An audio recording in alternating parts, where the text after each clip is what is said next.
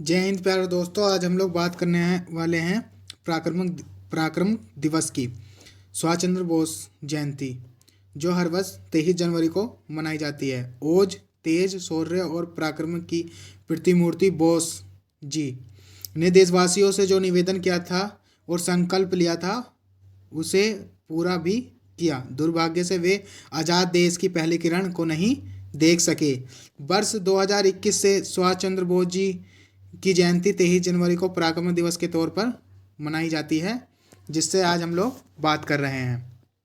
आज ही के दिन इस वर्ष ही प्रधानमंत्री मोदी जी ने दिल्ली में इंडिया गेट पर नेताजी सुभाष चंद्र बोस की 28 फीट ऊंची प्रतिमा का अनावरण किया था, जो स्वतंत्रता संग्राम नेताजी के अविस्मरणीय योगदान के प्रति देश के चिर श्रद्धांजलि है। यह प्रतिमा ग्रेनाइट की बनी हुई है। जैसे क्वेश्चन आ जाता है कि ये प्रतिमा जो दिल्ली में बनी हुई है वो किस चीज़ की बनी हुई है और इसका वजन क्या है, तो वजन बताएंगे। इसका वजन 65 मिली टन है, मीट्रिक टन है।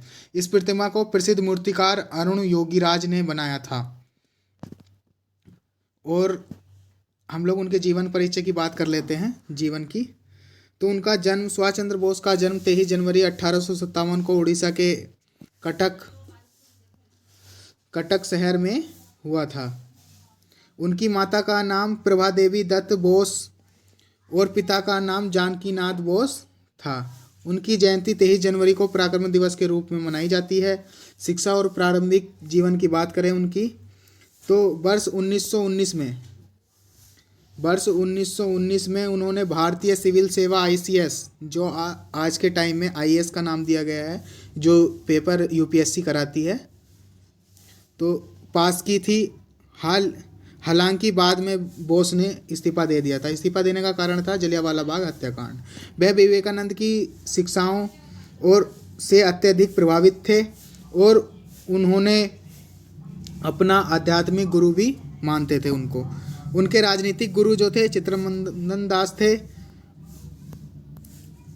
वर्ष 1921 में बोस ने चित्तरंजन दास की स्वराज पार्टी द्वारा प्रकाशित समाचार पत्र फॉरवर्ड के संपादक का कार्यभार संभाला और कांग्रेस के साथ संबंध बता देते हैं इनके कैसे रहे हैं कांग्रेस के साथ। उन्होंने बिना शर्त स्वराज अर्थात स्वतंत्रता का समर्थन किया और मोतीलाल नेहरू रिपोर्ट का विरोध किया, जिससे भारत के लिए डोमिनियन के दर्जे की बात कही गई थी। उन्होंने वर्ष 1930 के नमक सत्याग्रह में सक्रिय रूप से भाग लिया और वर्ष 1931 में सवैज्ञा अवज्ञा आंदोलन के निलंबन तथा गांधी इरविन समझौते पर हस्ताक्षर करने का विरोध किया। वर्ष 1930 के दशक में वह जवाहरलाल नेहरू MN रॉय के साथ कांग्रेस की वाम राजनीति में संलग्न रहे। बोस वर्ष 1938 में हरिपुरा कांग्रेस के अध्यक्ष निर्वाचित हुए। 1929 में त्रिपुरा में उन्होंने गांधी जी के उम्मीदवार पट्टाभी सीतारामैया के खिलाफ फिर से अध्यक्ष पद का चुनाव जीत लिया।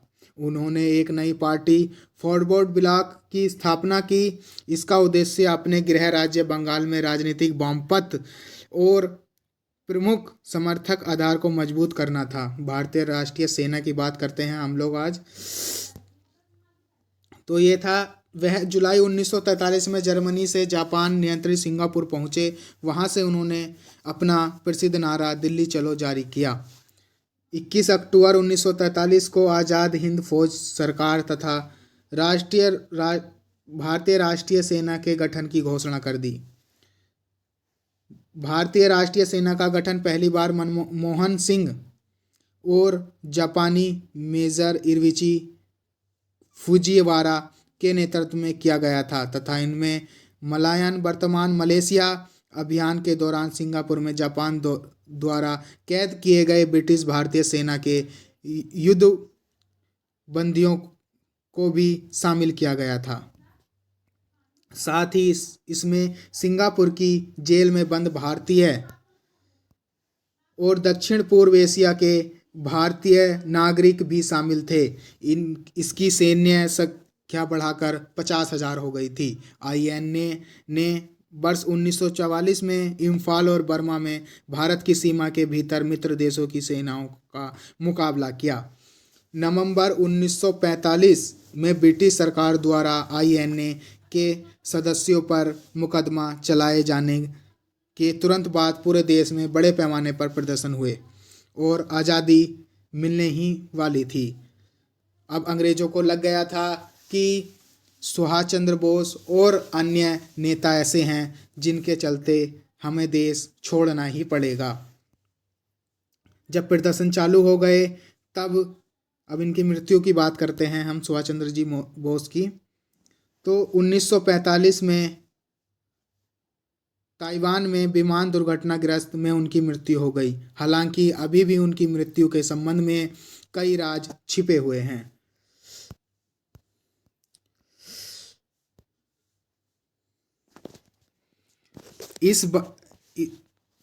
इसी वर्ष 2021 में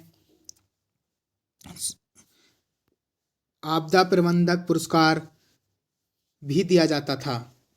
इसी के दिन आपदा प्रबंधक पुरस्कार भी दिया जाता था। ये पुरस्कार उनको दिया जाता है जो आपदा प्रबंधक पुरस्कार में निस्वार्थ मन से उन लोगों की सहायता करते हैं। यह पुरस्कार में 51 लाख रुपए नगद,